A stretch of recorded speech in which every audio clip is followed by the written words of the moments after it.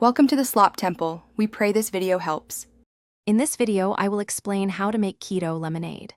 First, gather your ingredients. You'll need fresh lemons, a keto-friendly sweetener such as erythritol or stevia, and cold water. This refreshing drink is perfect for staying hydrated while maintaining a low-carb lifestyle. It's a simple, delicious way to enjoy a classic beverage without the added sugar, making it a fantastic choice for anyone on a ketogenic diet. Start by juicing your lemons. For a standard pitcher, aim for about 1 cup of fresh lemon juice, which usually comes from 4 to 6 medium lemons. Next, choose your preferred keto sweetener. You'll typically use 1/4 to 1/2 cup, but feel free to adjust this to your personal sweetness preference.